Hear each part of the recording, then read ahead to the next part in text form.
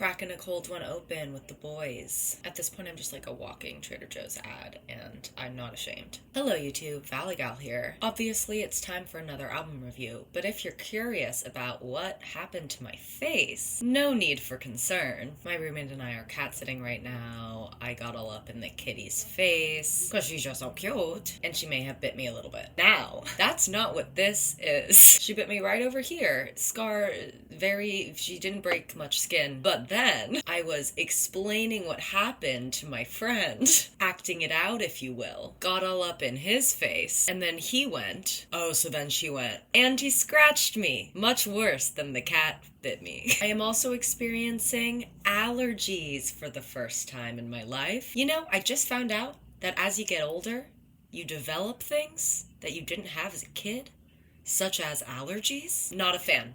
Not a fan. But anyways, just wanted to get that out of the way before I get into this album review of the new Christine and the Queens project, Paranoia, Angels, True Love. This is Chris's fourth full-length project. This new project follows last year's Red Car Les Adorables Etoiles prologue that showed Chris distancing himself from the electro-pop that caught the attention of music fans and critics alike with his first two LPs. Of course, Red Car had aspects to it that called to his previous work, but those aspects were joined by a lot more experimentation with natural instrumentation, jazz elements, and progressive pop elements. I was always a little confused why prologue in parentheses was at the end of the album title, but if it's referring to the fact that his 2022 LP was the prologue to this new LP, then it actually makes a lot of sense. This new project, Paranoia, Angels, True Love, is an hour-and-a-half long progressive pop opera that shows Chris at his most personal, his most vulnerable, and his most experimental. A lot of the sonic aesthetics and tools that Chris used on his 2022 LP carried over a bit to this one, which to me explains the whole prologue bit. But not only is it on another scale, it's in another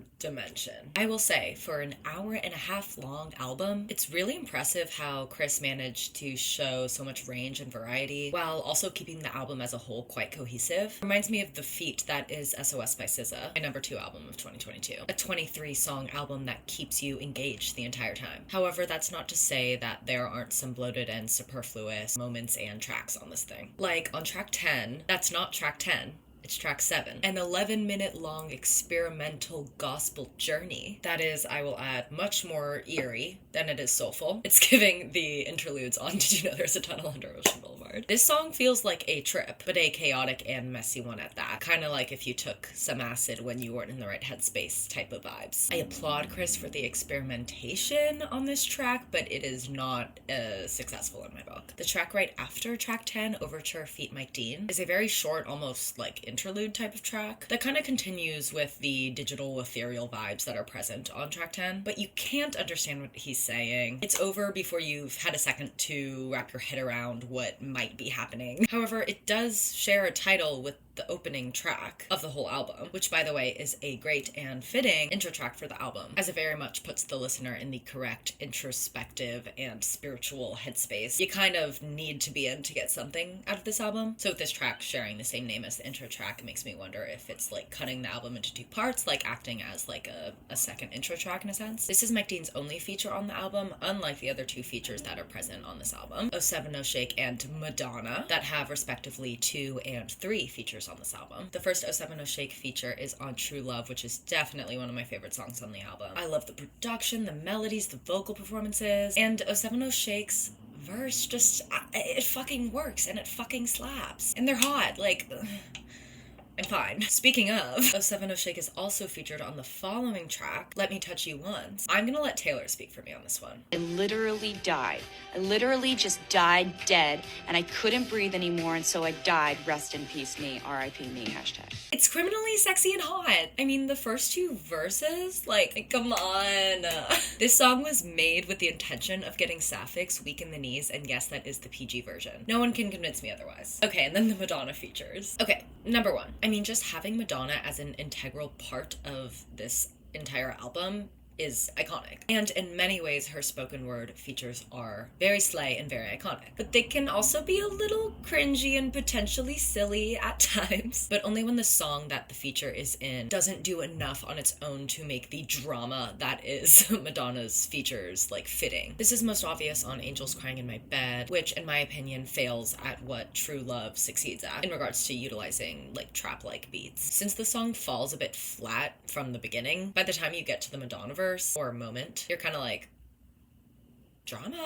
But then on I Met an Angel, Madonna's feature not only works, but it takes the track to a whole nother level of synthy existential slay. And I think the borderline progressive rock gospel vibes aid in the success, as well as what Madonna is saying on the song. Plus the lyrical switch from I fell in love with an angel to at the end of the song, I fell in love with the devil is just super interesting. And then the track with the third Madonna feature, Lift the Light Out, falls somewhere in between the previous two in regards to effectiveness. I definitely like the second half of the song more than the first half, and it's cool that the two halves of the song are split by Madonna's feature, or in other words, Madonna's feature kind of acts as like a beat switch in a sense. And I love the lyric, as a human flower. The rest of the tracks on here are honestly all pretty slay, but my faves are for sure Tears Can Be So Soft, which was one of the singles. Tears Can Be So Soft almost acts as like a second introductory track right after the actual intro track Overture, and I feel like it's beneficial for an album like this, which is quite long and quite deep thematically. Having two tracks to kind of get you in the right headspace isn't a bad thing. And similarly to Overture, on this track Chris is very obviously speaking to the listener, encouraging them to give into their tears like he has and enjoy the catharsis that they can bring. Another fave of mine is Aimer puis vivre, which melodically and lyrically soars with vulnerable introspection, and then To Be Honest, which just like all around slaps so hard, carries so much wisdom on the subject of living through uncertainty, which for me as a listener is super comforting on a more personal level for Chris. On tracks such as Full of Life and He's Been Shining Forever, Your Son, Chris grapples with themes of gender queerness and potentially gender dysphoria and euphoria that is clearly so integral to Chris as a human being. And then the final track, Big I think wraps up the album really well, sonically and thematically, especially with the very grand synthy production and themes of spiritual introspection. Overall, this is a feat of an album, and I believe it will cement Chris as one of the most important and genius pop artists of our time. It's obviously incredibly dense sonically and thematically. However, even on my first listen, which you can watch on my Patreon linked below very soon, it was abundantly clear to me how much of a work of art